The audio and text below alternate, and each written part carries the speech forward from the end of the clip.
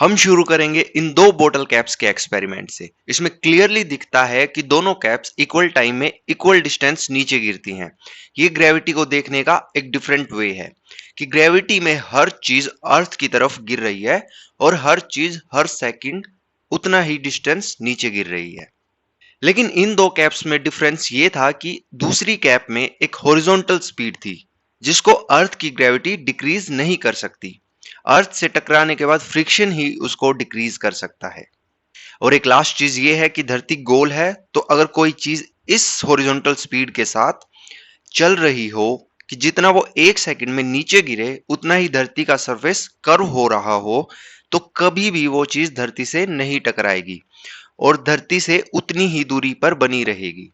इस horizontal speed को कहते हैं ऑर्बिटल वेलोसिटी।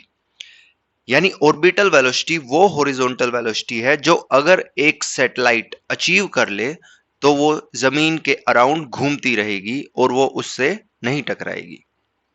अब ऑब्जेक्टिव है how to shoot for the moon.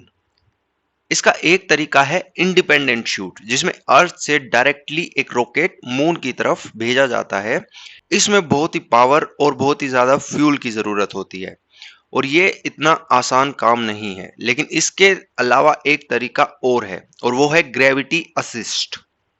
यहाँ पे पहले ऑर्बिटल वेलोसिटी पर लाया जाता है, फिर धीरे धीरे थोड़ा थोड़ा फ्यूल यूज करके बड़े ऑर्बिट की तरफ शिफ्ट किया जाता है।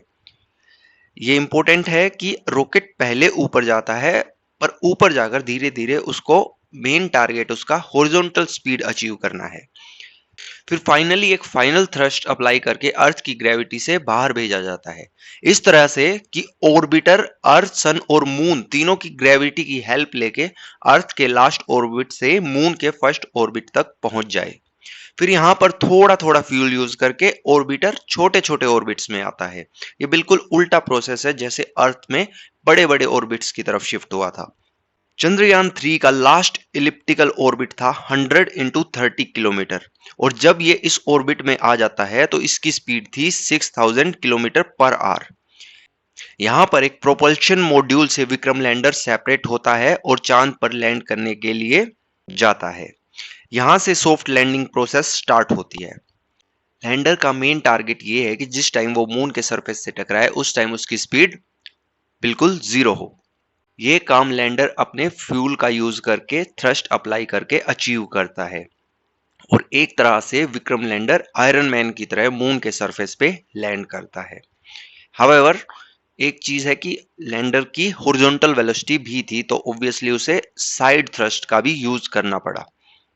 अब विक्रम लैंडर और जो विक्रम लैंडर के अंदर रोवर जिसका नाम है प्रज्ञान रोवर, दोनों चांद के सरफेस पर हैं और ऑर्बिटल जो कि दोनों को कैरी करके चांद की तरफ लाया था वो अभी भी 100 इंटू 30 किलोमीटर के एलिप्टिकल ऑर्बिट में घूम रहा है। और ये तीनों चीजें और चांद खुद भी अर्थ की तरफ गिर रहे हैं, लेकिन इनकी हॉरिजॉन्टल वेलोसिटी इस तरह से है कि ये जितना गिरते हैं उतना ही सरफेस कर्व हो जाता है। इसलिए ना तो ऑर्बिटर चांद से टकराएगा और ना ही चांद अर्थ से टकराएगा।